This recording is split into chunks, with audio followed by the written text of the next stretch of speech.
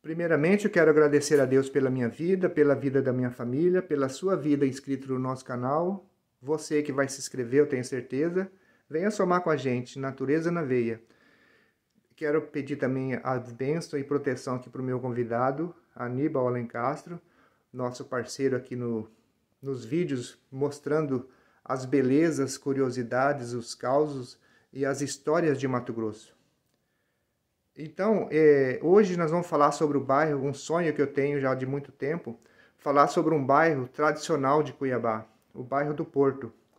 Mais do que ninguém, Aníbal Alencastro, que tem na mente todos os becos, ruas, casarios do Porto, para trazer para a gente um pouquinho dessa linda história que é o bairro do Porto, Cuiabá, Mato Grosso. Ok.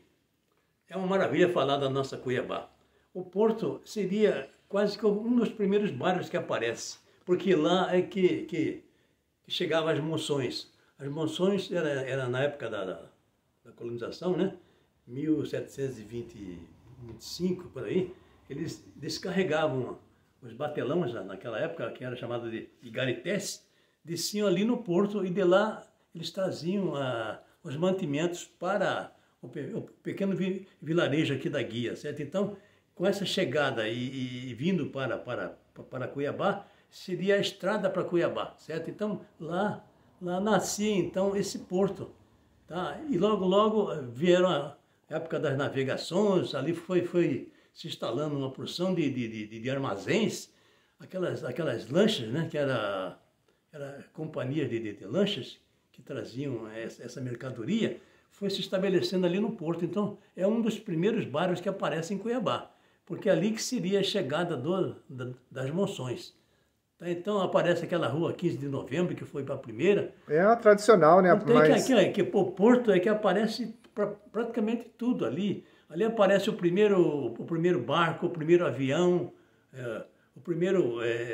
o trenzinho puxado a burro. Sim. Ele fazia a linha lá do porto da cidade. Então, sempre o Porto foi um ponto assim, importante. Na época do presidente da província, o Barão do Melgaço, foram feitos ali como se diz, um arsenal de marinha. Uhum. Ali se fabricavam navios, quer dizer, barcos, né?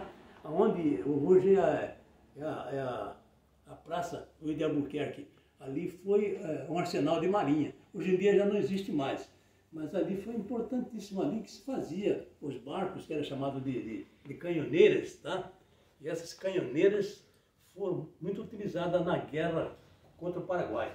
Eles desciam o rio Cuiabá e adentravam o rio Paraguai e chegavam até o Paraguai. Essas tais das canhoneiras. E essas canhoneiras eram fabricadas aqui em Cuiabá. Até vários viajantes que apareceram aqui no começo do século XX ainda falavam desse arsenal de marinha. Era uma fábrica de barcos, né? Barcos de guerra e materiais bélicos utilizados pelas canhoneiras. Eu tenho uma curiosidade, Aníbal, lá no cemitério do Porto, não sei se você está lembrado, sim, tem o portão, as grades, parece que é feito de cartucho, de bala. Essas grades pertenceu à Praça Marquês de Aracati, porque essas praças todas naquela época tinham um sistema de grades, porque os animais viviam soltos aqui em Cuiabá, pelas ruas. Então, as praças, né, que eram chamadas de jardins, sim, eram muito bem plantadas, então ele tinha que ter essa proteção com grade de ferro. Uhum. E essa Praça Marquês de Aracati, que hoje é a Praça Ipiranga, ela era também fechada com grades de ferro, né? E essas grades de ferro, após a evolução do tempo, elas foram parar lá no cemitério lá do Porto. Eu já vi eu já fui lá através do trabalho que eu faço da revista RDM. Lá tem grades de ferro que também pertenceu à Praça Alencastro, que também ela era protegida com grades de ferro, certo? E naquela época quem fabricava essas grades de ferro era o arsenal de trem. Aliás, falando em arsenal, o arsenal de Cuiabá lá do Porto, a gente quando entra, você pode ver que tem vários pontos de bala. Exatamente. É a cápsula, né? Utilizado para fazer o lastro. Sim, exatamente. Né? É um legal bem diferente, né? também, é porque ali era fabricação de balas, né? Uhum. Ali fabricava o arsenal de guerra, hoje como chama aquilo lá? Lá chama Arsenal, Arsenal, Sesc Arsenal. Sesc Arsenal, exatamente. Sim. Ali era o arsenal de guerra. Antigamente era chamado de trem de guerra, que ali era exatamente específico para fazer como se diz, a montagem das balas, fazer bala de canhão, inclusive recarregava como se diz, as balas, colocavam, como se diz, projéteis, certo? E ali era um arsenal de guerra mesmo. Aquilo foi feito justamente para a manutenção da guerra, para defender a guerra com o Paraguai. Então, você que está vendo esse vídeo hoje, quando você for lá no Sesc Arsenal no Porto, quando você entrar dentro dele, se você olha para o chão... O piso era todo feito com bala de canhão. Exatamente, né? muito acho que ainda legal. Tem isso lá. Tem, isso que me chamou a atenção. Isso aí é uma E Aníbal, eu estava vendo uma matéria esses dias atrás, não vou falar nome de prefeito nenhum aqui, nem nós também estamos criticando, porque eles falaram que Cuiabá estava dando as costas para o Rio. Exatamente. Aí por isso eles fizeram aquele projeto lá na Orla do Porto, ficou muito bom, né? Exatamente, eu acho que foi assim mesmo, porque olha o jeito que foi tratado o Rio Cuiabá, foi lançado ali. A poluição que foi lançada ali. Na época do Roberto França foi feito um tratamento, uma usina de tratamento do esgoto, né, para lançar água limpa, mas isso não foi para frente. Eu acho que abandonaram isso e continua. O esgoto todo de Cuiabá cai no Rio Cuiabá. Uma judiação, então, isso é uma judiação, porque o rio que deu nome à nossa cidade, ali que deu peixe para a gente comer, etc. Então, eu acho que devia ser tratado com maior carinho, né? Hoje, para você comer um peixe mais sadio, você tem que andar longe para pegar, longe, né? Lá em cima, lá na Corizal, que você vai ter peixe. Mas esse peixe aqui do Cuiabá para baixo, meu Deus do céu, é todo poluído, né? Principalmente esses peixes de couro, que eles alimentam de detritos, né? Sim, exatamente. Então, a carga de esgoto que desce pela prainha e cai no Rio Cuiabá é uma coisa de louco. E várias empresas que estão só visando lucro, não estão nem aí, como diz o outro. E o rio fica como se fosse um lixeiro, né? É para jogar lixo. Quer dizer, isso aí eu acho que virou as costas. Exatamente. A Cuiabá se virou as costas para o rio. E o que você tem de falar sobre assim, os casarios hoje do Porto, que está muito defasado, está muito depredado? A gente tem passado lá, eu que sou um amante da natureza, e vejo, por isso que eu estou fazendo esse vídeo com o senhor hoje, a gente vê aqueles casarios tudo caindo, tudo depredado, não sei como funciona, se é uma área que o governo tem que fazer, recuperar, ou é o próprio proprietário, não sei como funciona isso. Quem toma conta disso é o IPHAN, né? Uhum.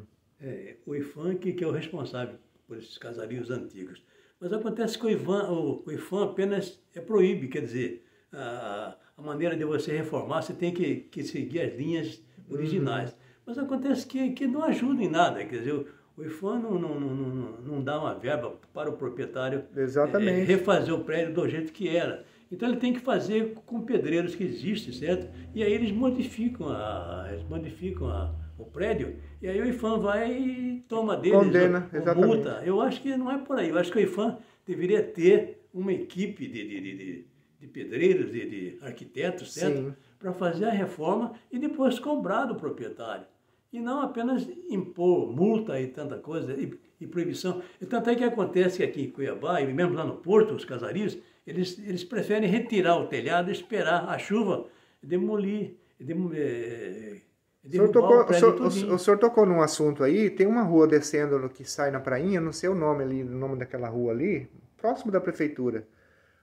Tem uma casa lá que está escorada há mais de 3, 4 anos, está escorada por madeira. Outra coisa, só terminando o raciocínio, Aníbal, a casa de Bem foi o maior...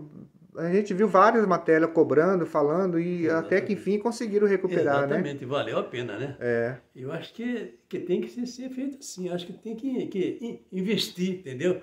Para se ter alguma coisa boa. Esse casarão que o senhor está falando aí, é o primeiro correio que foi montado na época do Rondon, entendeu? Ali foi o primeiro correio telegráfico, né?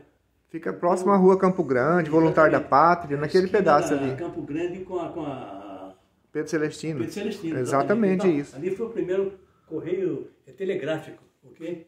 Então ali foi inaugurado pelo general Rondon.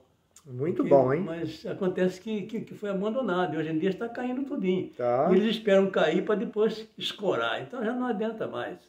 Eu acho que tem que prever antes, acho que tem que fazer um trabalho antes, né? Fazer uma pesquisa para ver. Porque essas paredes aqui de Cuiabá, esse casarão, são feitos com paredes socadas de pilão ainda. Inclusive quando você quando você estrutura de concreto. E quando você soca muito de um lado, ela fica torta. Exatamente. Eu já vi. E qualquer umidade que chega perto, amolece a parede e vai caindo, e não tem jeito. E aí é o seguinte, como não tem como se diz, uma precaução, certo?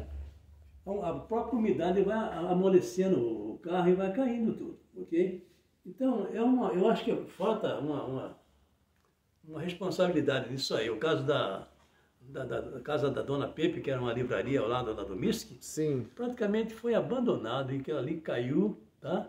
E aí eles querem tampar alguma coisa, quer falar alguma coisa, mas não tem mais jeito.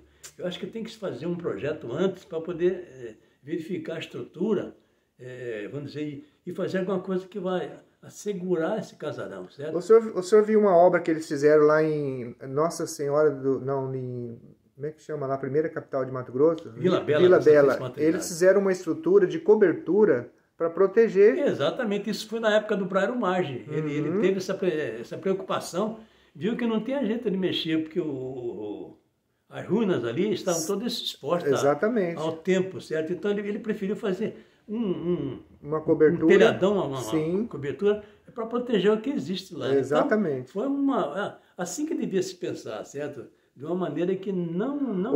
Ou falar, como o senhor falou aí, sobre dar um recurso para o proprietário. Ou dar um recurso, ou criar uma equipe especial de arquitetos, de profissionais, certo? Não é tão caro assim. Poder, pelo menos mantém a fachada e faz a proteção. Exatamente. E depois cobra do proprietário. Eu acho que tem que ser por aí, tá? E não Exatamente. esperar ele cair de uma vez. Depois que caiu, você não vai fazer mais como era antes. Não vai ter jeito. Aquele material da fachada ali que tem aqueles detalhes, frescos, né? Você não consegue mais fazer. Consegue mais. Então, aquilo foi feito de uma maneira... Você sabe que naquela época eles usavam cana, garapa, que era de açúcar, né? Sim, para dar liga. Misturar para dar liga, porque naquela época não tinha cimento. Sim, então tudo que eles faziam era ou com açúcar, ou então com vários... Ele usava estrume de boi, entendeu? Sim, cinza. Para poder dar aquela liga para fazer as paredes. Então, eles eram criativos, aqueles